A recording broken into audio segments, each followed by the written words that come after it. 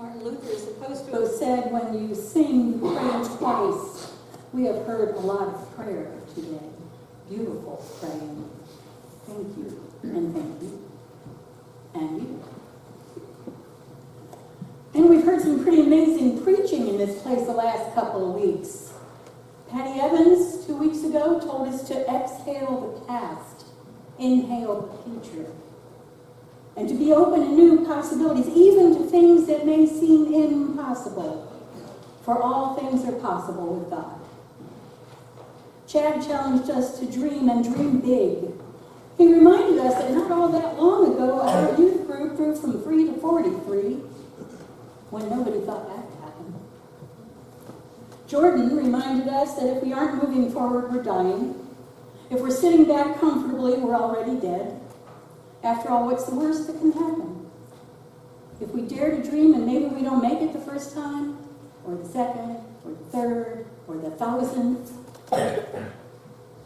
it might take 1,000 tries to level up, he said, but the important part is trying our best. And yes, I know that technically Jordan was not one of the preachers, but if y'all were here and heard his stewardship moment, it was a pretty darn good sermon. And I'm here to tell you, no matter what, God will love you and provide for you and help us on our journey. When things get weird, or weirder, and we wonder from where our help will come, the psalmist tells us, my help comes from the Lord, the maker of heaven and earth. I grew up on cartoons, like Popeye. There were several sort of stereotypical characters in that cartoon. Popeye's the good guy. Bluto, or Brutus, depending on what year it was, is his rival. Olive Oil is the girl they both love. And Wimpy is the perpetually broke friend whose most famous line is, I will gladly pay you Tuesday for a hamburger today. You were supposed to learn things from cartoons then, like the good guy might get beat up, but he always wins. Everybody should eat their spinach. And how to do CPR. Okay, maybe not CPR. But there was this one episode when Olive Oil nearly drowned and Popeye resuscitated her by moving her arms up and down, saying, out with the bad air, in with the good. Out with the bad air, in with the good. That is not exactly how CPR works. But it is kind of how breathing works. Because the air that is exhaled isn't really bad air. It's just air that's had all the good oxygen used up by the body. And whatever's left over needs to be exhaled so that new, fresh, oxygenated air can come in. Both in and out have to happen when we breathe. And we need to breathe if we want to continue living. Try not breathing for a while. British novelist L.P. Hartley said, the past is a foreign country. They do things differently there. And we did do things differently in the past than we do today. I remember having to wear a hat and gloves to church and a skirt, no pants, definitely no jeans. Women didn't used to be allowed to serve as elders or as ministers, definitely not. We used to have hundreds of people here on Sundays for worship. Now we get excited when there's 60. Not today. Today's 48. Some things were really good in the past, and some things weren't. But that's the past. That's history. Things have changed. Captain Kirk of the Starship Enterprise famously said to the Klingon Chancellor, some people think that the future means the end of history.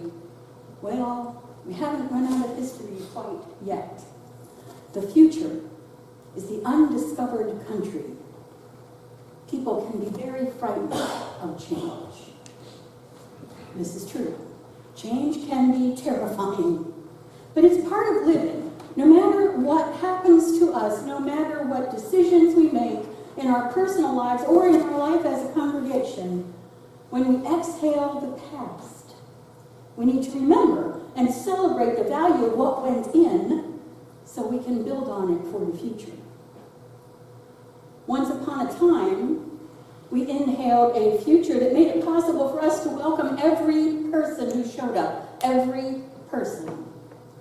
And that decision, that inhalation, that doing of something new made some folks uncomfortable. But we did it anyway. Or you did. Once upon a time, you made a decision to inhale a possibility that probably scared half of us to death. But no matter what, when we exhale the past, we need to keep the important stuff. We need to remember that change is not always bad or always good. It's just different. It's an undiscovered country, and we have no map, no idea what we might find there. So we trust that God will guide us through it. No matter what.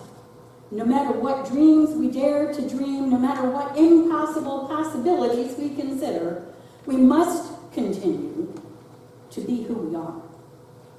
A welcoming, loving, caring community of faith. I was talking to a young woman on Wednesday who was very sad that she had made the difficult decision to leave her church, where she had grown up and was once a youth leader. She lamented the fact that they talked a really good love your neighbor, but put conditions on their love and on God's love. Everyone is welcome, they said, but they also found it necessary to pray over a gay man in the congregation who is now trying to act straight so that he can stay in church and feel worthy. She lamented the fact that they preached, if you do not tithe, God will not love you. Her sorrow was mixed with a goodly portion of anger. So I told her about us. And I gave her our web address, and I've been praying for her and for all the others like her, because she's not alone out there. And speaking of tithing, can we talk about tithing just for a minute? Because, you know, it is Stewardship Month. We're supposed to talk about money a little bit during Stewardship Month. Most of you have received an invitation to increase your giving if you possibly can. Now, we know that not everyone can give as generously as they would like. Here are a couple of things I would like you to keep in mind while you make that decision. First, the people of Israel were told they must tithe 10% of their income, 10% of everything they received during the year, whether it was crops or animals or money or whatever, and that 10% went to support the priests who had no other income and to care for the poor, widows and orphans who had no one to support them. God did not stop loving people who could not tithe. They're the ones who got everybody else's tithe to help them out. Some people were well enough off that they gave gifts over and above their 10%, and that's great. But God did not love them more just because they gave more. Second, whatever you can give financially goes to support this church, things like salaries, the electric bill, music for the choirs, and our local ministries, and our larger communities of faith in Northern California and Nevada, and globally. Whatever you can give helps us feed the hungry in Selma, support missionaries in Eastern Europe, provide educational opportunities, including scholarships, help victims of fires and earthquakes, and so many other things. If all you can afford to give is $5 or $10 a month, that's okay. If you don't have money to put in the plate every Sunday, that's okay, because most of us don't. Most of us, put it in once a month, because our giving to the church is part of our budget, like rent and groceries and car payments and cat food. No, that's not a monthly bill. Yes, it is. Filling out the pledge card does two things. The part that we turn in helps the budget team decide how much money we get to, allocate to all the different things we do all of next year. And the part that we keep reminds us what we promised ourselves and the church. I keep mine in my checkbook so I can't forget. God will not love you any less if you can't give as much as somebody else does. God loves you no matter what. We are challenging everybody to level up on our giving and our welcoming and our dreaming. We're talking about changes which are always scary. Some of them are pretty easy, like moving the pews around so that wheelchairs and walkers and cellos fit better. Have you ever watched? We've been talking about some possibilities that are a little bit harder, like maybe we might need to leave this building. And we've been talking about that since Patty was here, and that's been a while. Maybe we'll build something new. We have that in hand. Maybe we'll move in with another congregation or two. We don't know. We don't know what the future holds for us, but we can dream. And we can try out our dreams. And if one fails, we can try again or try another one. And we can trust that God will be with us no matter what. As we lift our eyes up to the hills, to that undiscovered country, as we exhale the past and inhale the future, as we dream our big dreams and look to level up, no matter how hard reaching that next level might be, we need to remember that our help comes from the Lord, who made the heaven and the earth. And God will not let our foot be moved. He who keeps us will not slumber. God will neither slumber nor sleep, for the Lord is our keeper. No matter how difficult or frightening that next level might be, we can trust in God's help and provision, because all things are possible with God.